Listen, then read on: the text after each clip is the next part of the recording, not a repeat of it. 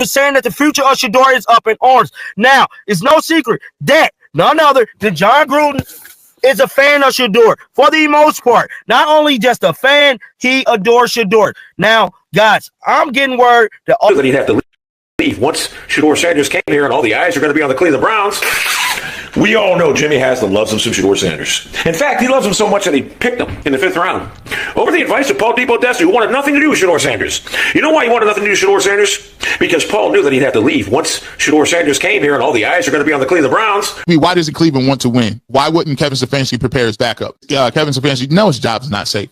And the reason why Cleveland doesn't, it's not the fact that they don't know how to win, though don't want to win. They have no clue what winning looks like. We haven't won a division since 1989. And what we do is we've been shouldered and we've been told that this guy is a great coach and he's going to get us to the promised land. And listen, fellas, people, until you are in like one of these other cities, Brian Dable just got. So don't skip a single second of this video.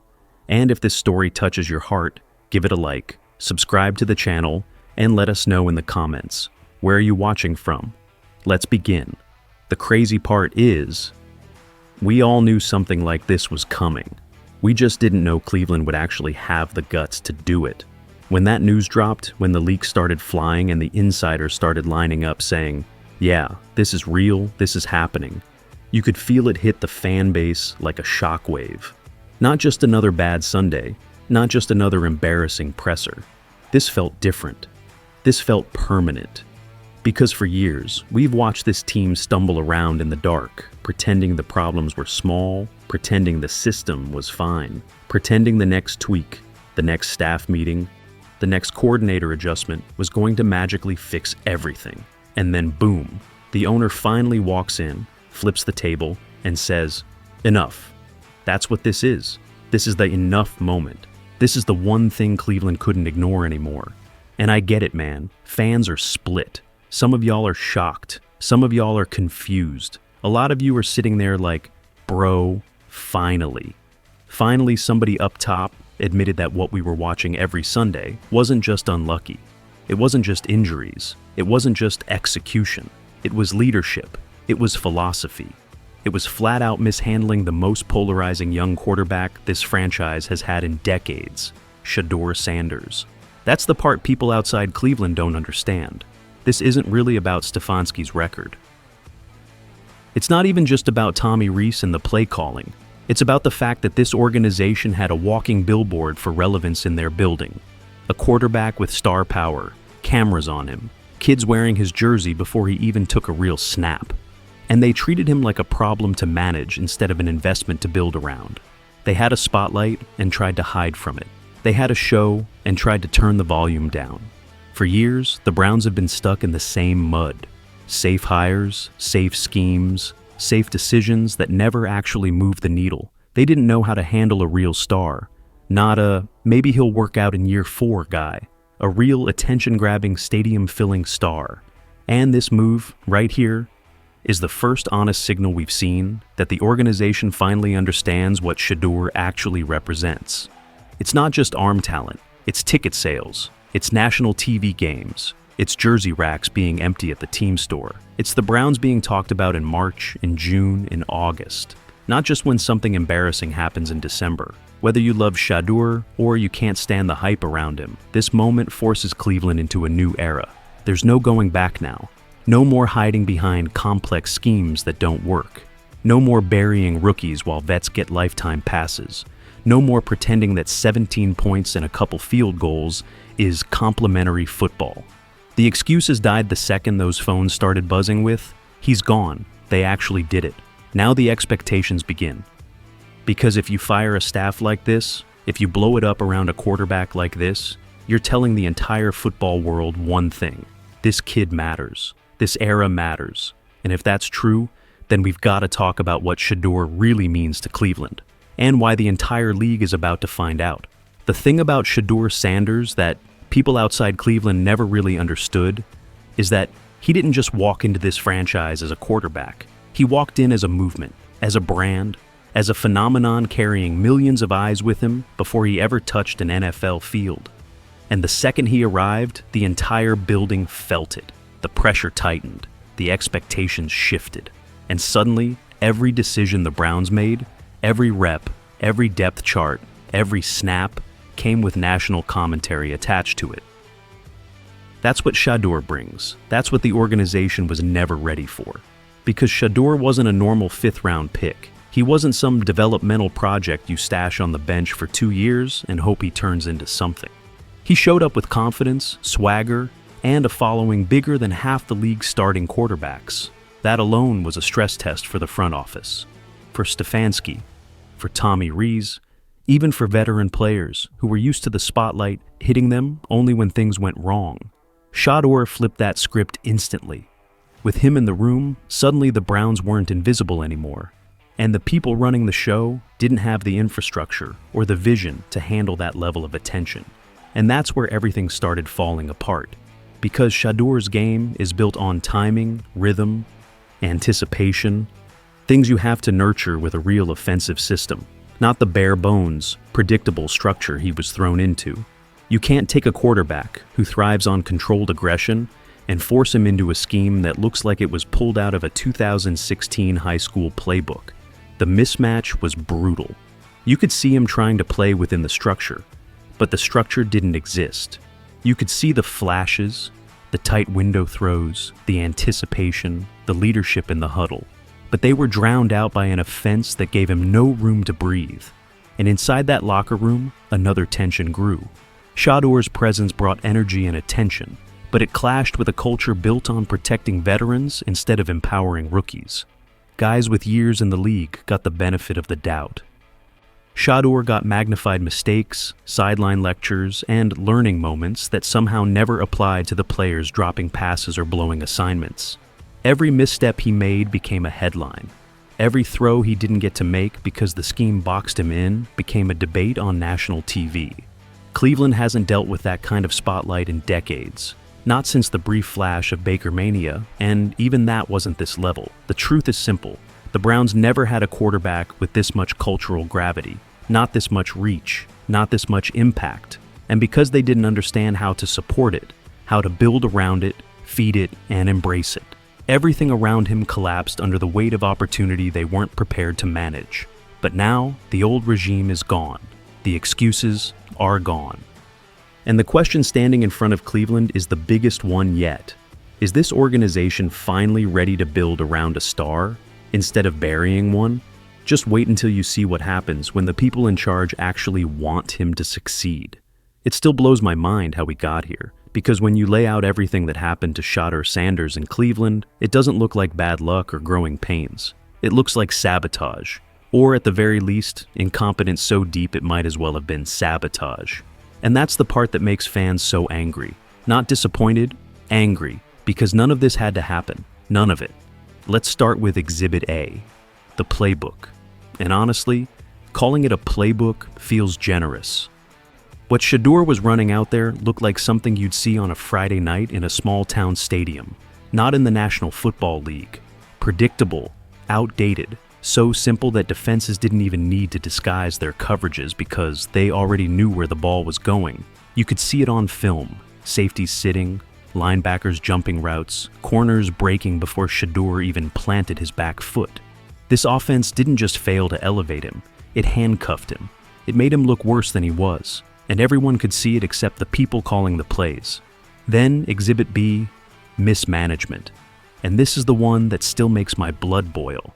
No first-team reps, no developmental plan, constant moving target on when he'd play, how much he'd play, and whether he'd even be allowed to throw the ball. How does that happen? How does a coaching staff look at a quarterback with this much upside and say, he'll figure it out eventually? You don't treat a fifth-round rookie with massive potential like he's some camp arm. You don't bury him behind guys he's already out playing in practice, unless you're trying to protect the veterans. Which brings us to Exhibit C, the locker room politics. And man, this was the worst kept secret in the building. Veterans protected, rookies scrutinized, accountability only when it was convenient. If a vet missed an assignment, dropped a pass, blew a read, silence. If Shedeur made one mistake, front page lecture, press conference breakdown, national debate segment. It was like watching a kid get blamed for a fire when he wasn't even holding the match. This culture wasn't built for growth. It was built for comfort, for hierarchy, for keeping certain guys happy at the expense of the future. And then, Exhibit D, the one that exposed everything. The Jerry Jeudy situation. When Tommy Rees went out of his way to defend a player leading the league in drops, while simultaneously nitpicking the rookie quarterback he was supposed to be developing, it told you everything you needed to know. Double standards, mixed priorities, a fractured culture pretending to be unified. That moment didn't break the Browns. It just revealed what was already broken. How did they not see this coming? How did they not realize that mishandling a quarterback with this kind of spotlight, this kind of potential, was going to blow everything up? It wasn't just bad coaching. It was a failure of vision, a failure of leadership, a failure of courage. They had a weapon at quarterback and refused to use it. And the crazy part is, Shedeur never stopped showing flashes, never stopped competing, never stopped trying to overcome the system stacked against him. But here's where the frustration starts turning into something else. Because the old guard is gone. The playbook that held him back is gone. The staff that didn't believe in him is gone. And for the first time since he arrived in Cleveland, the stage is finally clear for Shedeur Sanders to show who he really is. Just wait until we talk about what the new regime means for his future. For the first time in this entire saga, you can actually feel the energy shift in Cleveland. And it's wild because after everything this franchise has put fans through, after all the chaos, all the missed opportunities, all the maybe next year speeches, this is the moment where people are finally starting to believe things might actually change. And the reason is simple. The Gruden-Schwarz blueprint isn't just a coaching swap. It's a reset, a real one. The kind of reset that rewrites a franchise's DNA. Let's start with Gruden, because whether you love the guy or can't stand him, you can't deny this. He knows quarterbacks. He knows how to build systems around their strengths. He knows how to take a young player and mold him into a pro, not by forcing him into a rigid scheme, but by crafting a playbook that actually fits who he is. For Shedeur Sanders, that's everything. Aggressive concepts, timing throws, movement reads, quick decisions with built-in easy completions. Gruden brings what Cleveland has been missing since Shedeur walked in the door. Structure, real NFL structure, not training wheels, not a stripped-down, bare-minimum offense. An actual pro system designed to maximize a quarterback instead of shrinking him. And then there's Schwartz, the anchor in all this, the steady hand, the no-nonsense leader who already owns the respect of the entire locker room. Defensive dominance follows this man everywhere he goes, and Cleveland knows it. Players know it. The league knows it. And now, instead of being forced to choose between blowing everything up or risking losing him, Schwartz becomes the stabilizer, the constant, the guy who brings accountability back into the building. Those days of veterans getting protected just because they're veterans? Gone. Those days of rookies being buried because the staff is scared of attention? Gone. Schwartz is old school football in the best possible way. You earn your spot, you do your job, or you sit. But what makes this so powerful isn't just what Gruden and Schwartz bring individually. It's what they bring together.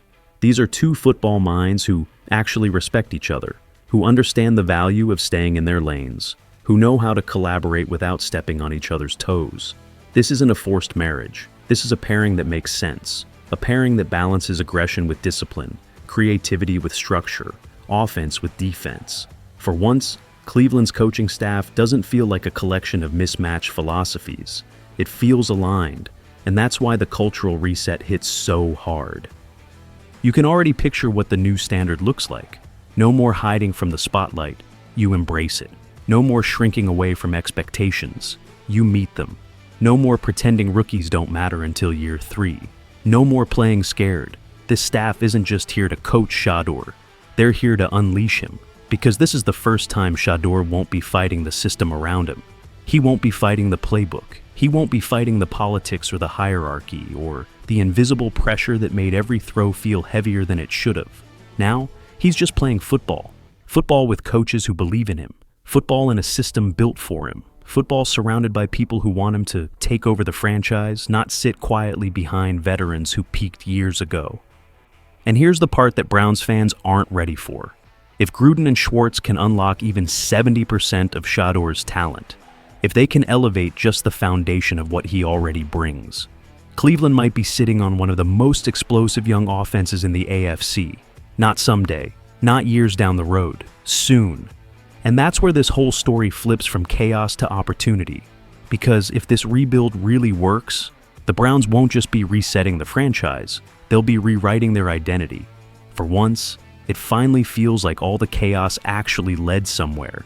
And I don't say that lightly, because Browns fans have lived through every version of dysfunction you can imagine. The firings, the scandals, the bad draft picks, the next guy up carousel.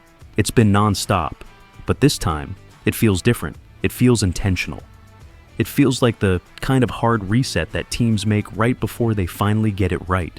And honestly, it's about time. Because Shedeur Sanders walked into Cleveland with more pressure than any rookie quarterback should ever carry. Not because of who he is, but because of what this franchise has been. A place where hope goes to die, where talent gets wasted, where potential gets smothered under systems that should have been thrown out years ago. But now, after everything we've watched unfold, after the firings, after the leaks, after the national spotlight exposed every flaw in the building, we're standing at the first real crossroads this team has had in a decade. And here's the crazy part.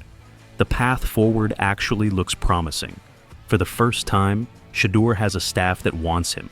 A staff that believes in him. A staff that isn't scared of the attention he brings, or the pressure, or the expectations. And when a quarterback finally gets that level of support, that's when you see the leap, not the small rookie year bump. I'm talking about the real leap, the one that announces to the league, this kid is here, and he's not backing down. We've seen this story before with players like Jalen Hurts, who went from maybe a career backup to MVP candidate the moment the organization built around him. We saw it with Josh Allen when the Bills finally gave him the right coaching and weapons. And now, Cleveland is finally positioning Shedeur for that same kind of rise. Not because of luck, not because of hype, but because for the first time since drafting him, the franchise is actually aligned behind him. Fans deserve this. After everything they've been through, they deserve a season where they're not watching the same mistakes play out on a loop. They deserve progress. They deserve excitement. Shedeur deserves it too, because he's taken every hit, every criticism, every unfair expectation, and kept showing up. And frankly, this city deserves it most of all. Cleveland has been starving for a quarterback era worth believing in. Not a flash-in-the-pan moment, a real era.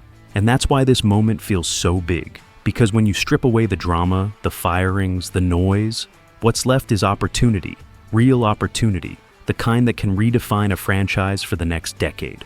So, let's call it what it is. This isn't the same Browns. This isn't the same system. This isn't the same Shedeur. This is the beginning of something bigger, something real. And if Cleveland embraces it, we might be watching the start of a brand new era in Browns football.